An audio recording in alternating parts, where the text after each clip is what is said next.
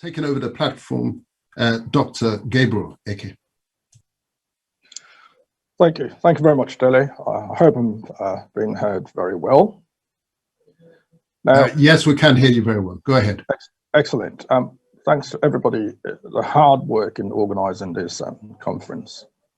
It's a very important topic about the nationalities within the eastern part of the Nigerian geographical expression. Now, what I'll say in terms of the Biafra area, now we do have to agree that on the one hand, it is a debate, when did Biafra start existing? But whatever it is, we must remember we're Africans and we need to go back to what Africa was before colonialism. If you want to deconstruct and make corrections, you have to go back to where you started. And every nation was essentially an independent nation, capable of managing themselves very well with civilization before the Europeans or whatever else arrived. So we need to give every nationality that respect and start from there before we make suggestions. Now, interestingly, I am Igbo myself. I'm Igbo. My father is an Igbo man, and I am also Kalabari, and my mother is a Kalabari woman. So now, what I would say, going back to colonialism is a mixture of conquest and ethnic disrespect. So if we want to map out our future going forwards, we don't want anything like colonialism in any form or shape. Doesn't matter who's saying it. We don't want that. So we don't want any form of conquest, any form of ethnic disrespect. So to start, I want to say an apology as an Igbo man, to all the other nationalities within the Biafra geographical expression. I want to start with an apology. If we say there was no domineering or no marginalization or anything like that from the Igbo side, actually there was. I am Igbo, that's true, there was. And we apologize for that. You have to be bold to speak the truth, okay? I apologize for that. And as a Kalabari man, one of the other, obviously of the Izon stock nationality, look, I also apologize if we've said things that we shouldn't have said to the Igbo people or to all the other nationalities, whether it's the Shekiri, whether it's the Ogoni or the, Robo. Look, we need to learn to apologize. Okay, we have to start from there. It's really important. If you want to heal, if you want to learn from your mistakes, you must start learning how to listen. It's really important. Otherwise, failure is just around the corner. Doesn't matter what you dream of. Failure is always around the corner. And you must have a strategy against failure.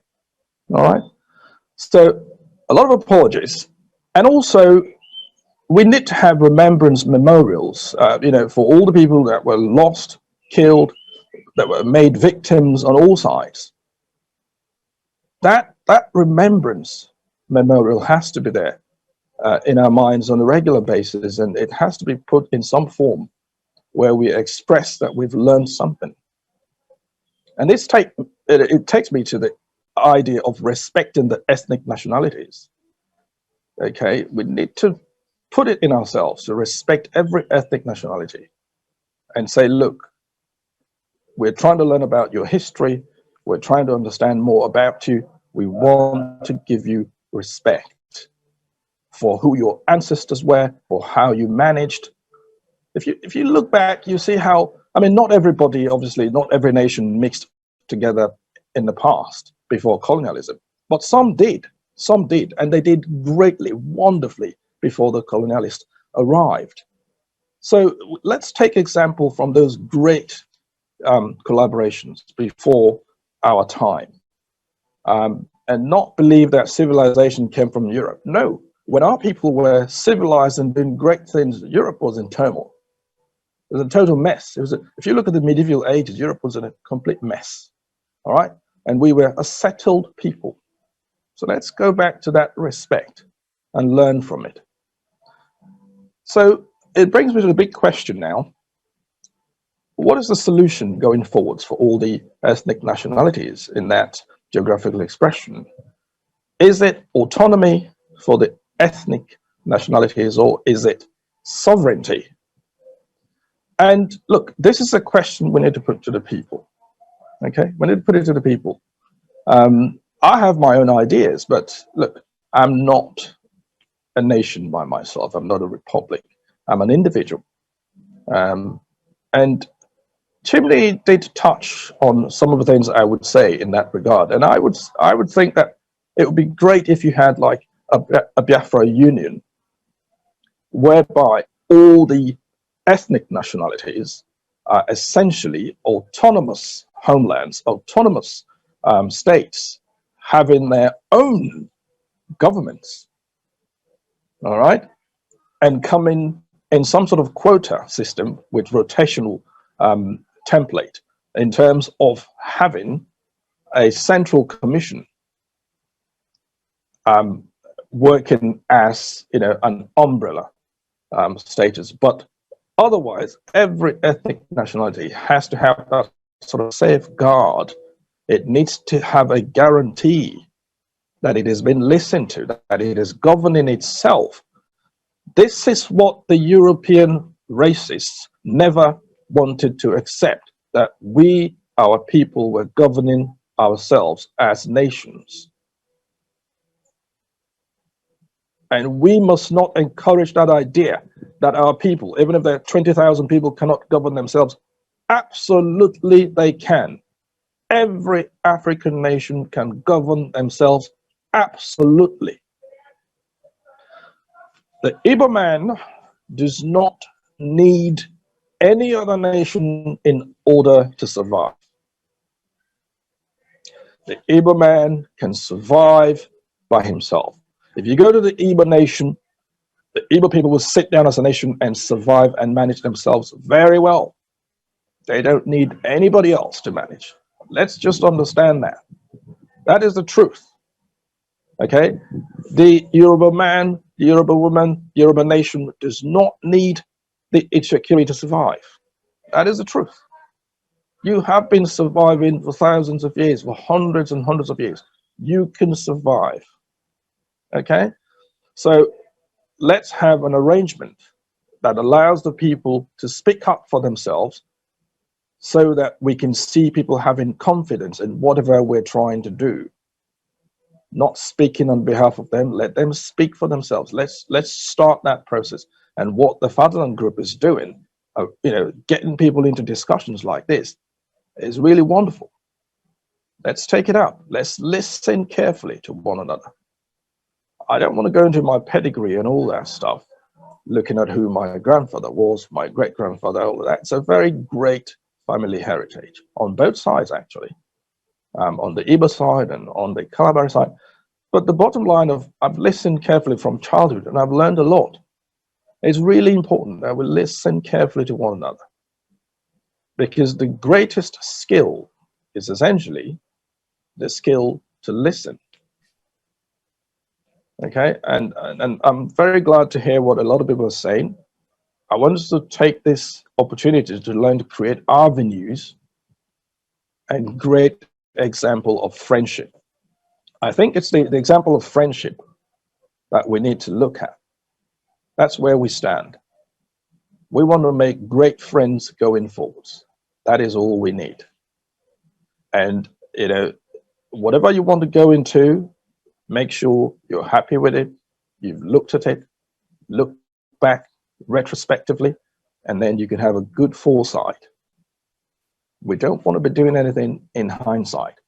Priscilla said a lovely stuff, and a lot of things she said, I agree. One thing I'm a bit skeptical about is the Nigerian side of it. I am, you know, I need greater collaboration between all the nations. I'm not sure it's in the Nigerian form, however. So I want to link up the Middle Belt. I want to link up to everybody else, the Yoruba, but I want it to be a collaboration of respect. Okay, I don't want it to be something created by non-Africans, and then we all get ourselves into squabbles forever. Let's sit back, learn to listen. It is not a complex business. It is actually the platform for success. I'll leave it at that. I have a lot more to say, trust me, but I just want to encourage us to improve our listening capacity and skills, because that is where our success will come from. Well done to everybody. And the Fatherland Group, listen, great stuff. Well done. Thank you to everybody. Thank you very much, Dr. Gabriel Eke. The closing message is the most powerful. We've got to improve our listening skills, our listening capacity. That is the key to getting over these problems that were created for us. He said, we must give every nationality that respect that they deserve. We must go back to what we were before. And he underlined that point by saying, we were governing ourselves as nations before the European colonialists came. People often forget that. They say, what will happen? How will we rule ourselves? How will we survive? But before 1900, how were we arranged? It was people and peoples governing themselves, finding their own leaders, their own way. He said, colonialism is a mixture of conquest and ethnic disrespect. And going forward, as we rebuild, because undoubtedly this thing has crashed, as we rebuild, we must eschew those instincts, those terrible instincts of conquest and ethnic disrespect. He said he wears two identities proudly.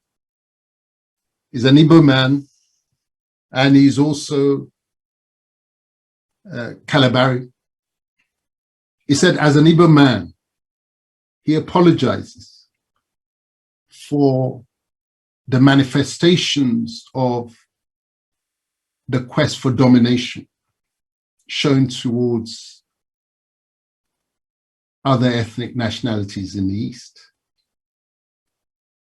But beautifully and symmetrically, as a Kalabari man, the other side of him, he apologized to the Igbos for what his people and other, I dare say, smaller nationalities.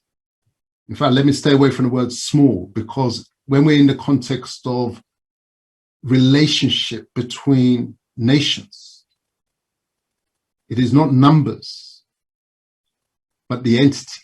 So other nationalities of the East, an apology to what they did and said to the Igbos, because undoubtedly in the midst of war, as I touched on earlier, it's naive to think it was all one way. It is ignorance to assume that those who were benefiting from that conflict were not actually actively fanning the flames one against the other, sponsoring what they call in these days false flag operations, where one will wear the uniform of the other side and carry out these acts in order to poison the relationship. He said we need remembrance memorials for all we lost on both sides, because it was our collective loss. We need those memorials to show that we've learned something.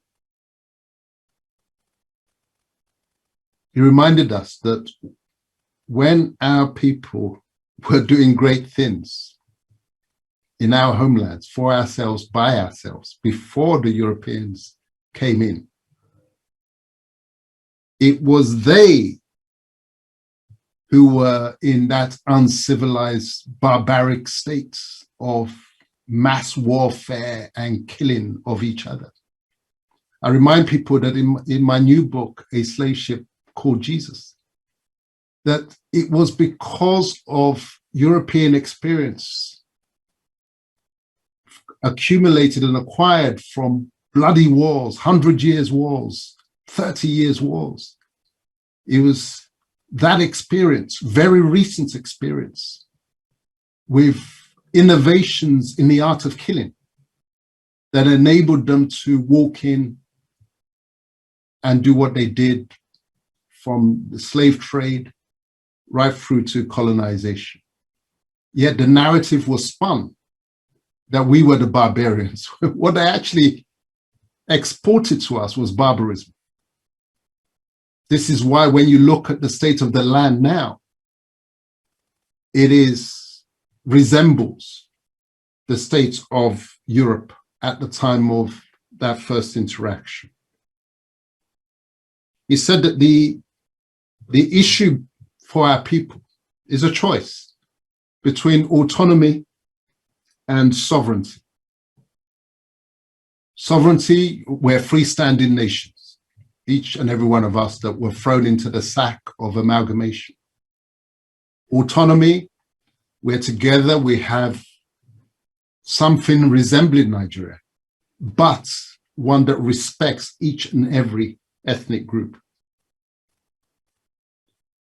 He said within the Biafran space that what he envisages is autonomous states having their own governance with a central commission. I mean, that very much resonates with the alternative constitution, the constitution for a restructured Nigeria, because everybody keeps saying, what restructuring? Most of those talking about restructuring do not know what it means. So they're all coming up with their different interpretations. Some saying go back to 1963. Well, what does that mean? 1963 was a colonial arrangement. It wasn't an arrangement that we decided for ourselves without external interference. 1963 still had central control and exclusive control of the army and the police, rather than our peoples policing themselves. 1963 still had northern majority control of the National Assembly. So what is going back to 1963? That's going back to a colonial arrangement. The Fatherland Alternative Constitution, or at least the one that we've adopted, is on the Fatherland website. For those who do not know, please visit it, fatherlandgroup.org. And it contemplates that very arrangement, whereby the nationalities, each is equal in value to the other, however large, however small, with a central commission, going back to the culture of good neighborliness, which Dr. Eke summarized as collaboration of respect. Dr. Eke, thank you very much for that presentation.